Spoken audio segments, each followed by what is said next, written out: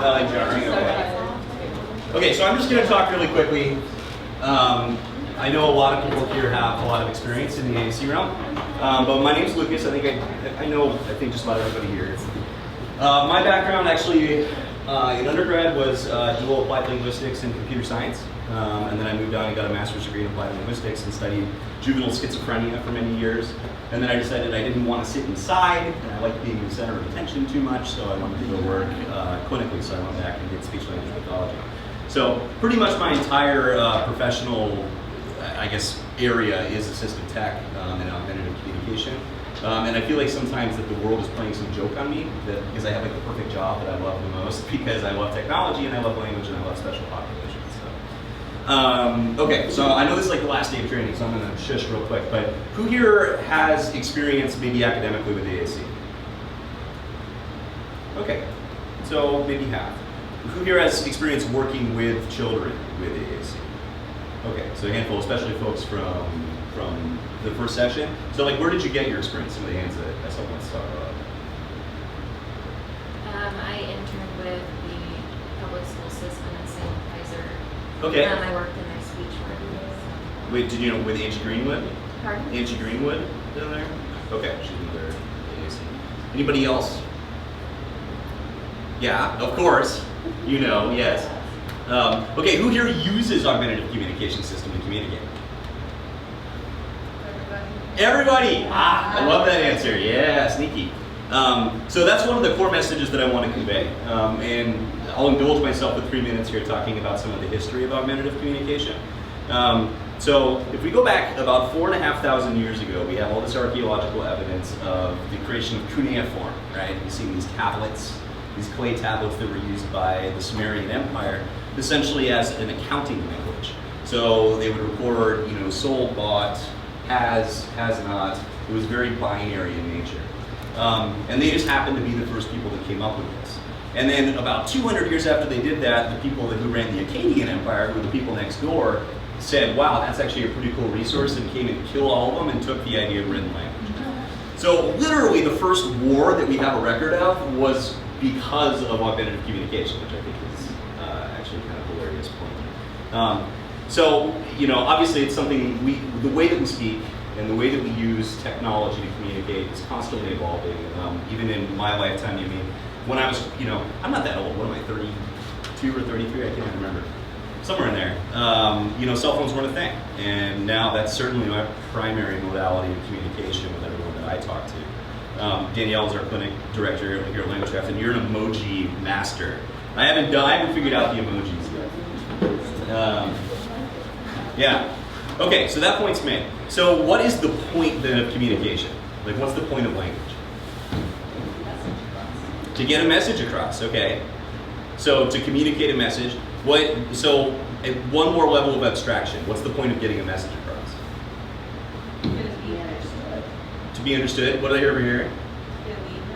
To get a need met? This is all good. So I think of it at the very, very top of this is to impact your environment, right? In some way. So you want to make a change, whether that's, you know, in the action of another person, in the, you know, acquisition of an object or whatever that is. That's kind of the core function of communication. And that really is modality independent. You know, if a child points to a toy, we can pretty well figure out what they're trying to say with that, right? If a child asks for a cookie by pointing for a cookie or by just saying the word cookie, we pretty well know what that means.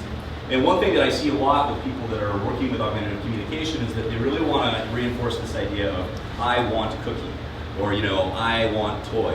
But if you have a neurotypical child who's 6 years old that says cookie, you're not going to say, Timmy, say I want cookie, or you get nothing, right? You know, we need to reinforce the sort of cause and effect relationship with kids that are, you know, either nonverbal, which is a phrase that I don't really like, or pre-verbal. So, to my knowledge, we have 9, I think, students in this session that use augmentative communication. I think that's accurate. You want to correct me? Okay. So the variety of devices is pretty wide, and there's a lot of different takes on. Okay, if I erase this, I'm probably gonna die, right? No, you're good. I'm good. Okay. You'll die. Oh, I will die? No, I'm kidding. Oh, okay. No tables. Okay, so we're gonna go back to who are speech students here? Okay, so like lots of folks. And like aspiring speech students or, okay. What are the domains of language? Pragmatics, okay. Semantics. Semantics. Syntax. Okay. What else? Morphology. Phonology or phonetics, right?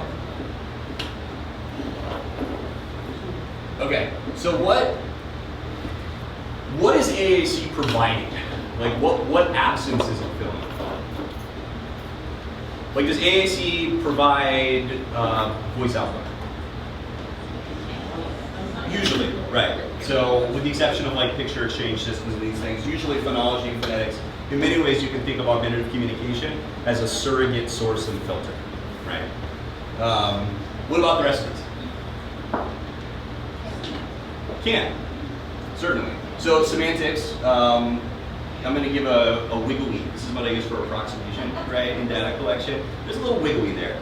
And one of the reasons why that's wiggly is because certainly AAC provides vocabulary, but it's often pretty prescriptive in the way that it does it, right? So we can sort of give pages to people, particularly kids that are first developing language with AAC, like children with autism, or also adults with aphasia are really good candidates, for example, for prompting systems with semantics.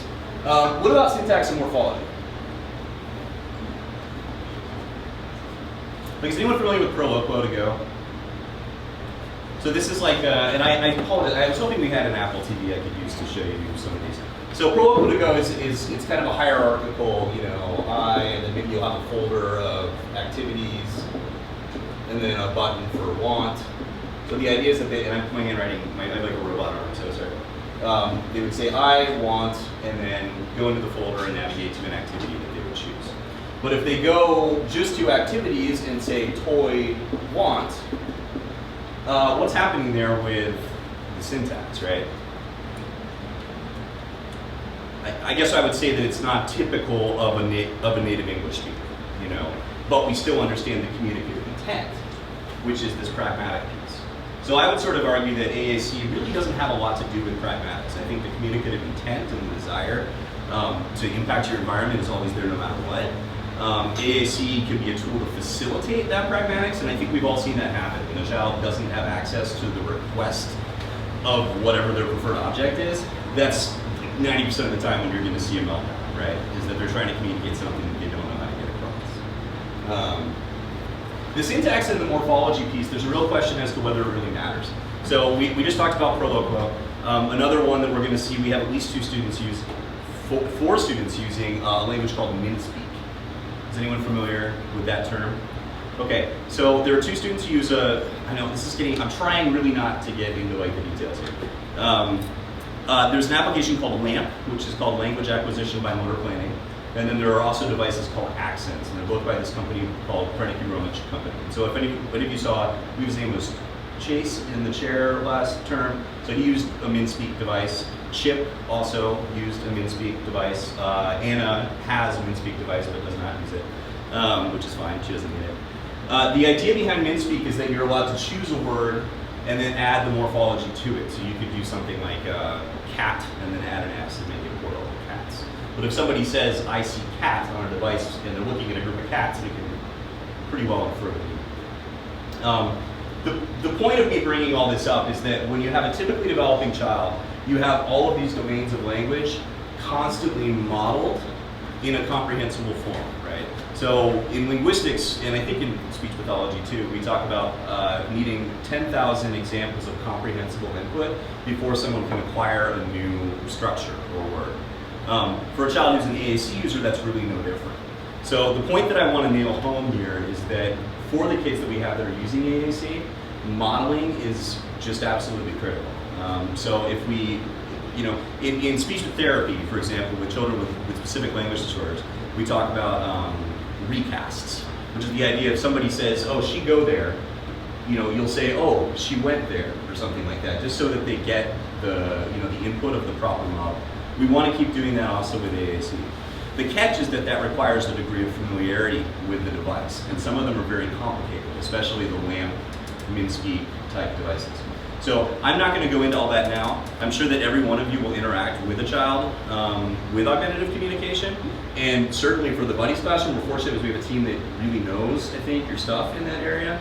But I'm a resource. I'm happy to show you through how to work through any of these devices. And let me assure you that professionally, knowing how to work these is a major asset because the field changes very quickly.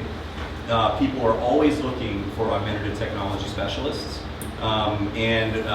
Just sort of being at the upper end of that curve is a great idea, especially with a lot of speech pathologists right now that are retiring that are kind of more, like, I don't know anything about articulation. Let's get put that out there. If I see a 5-year-old when they can't make an R sound, I just poke them. I'm like, you know? But I know a lot about augmentative technology.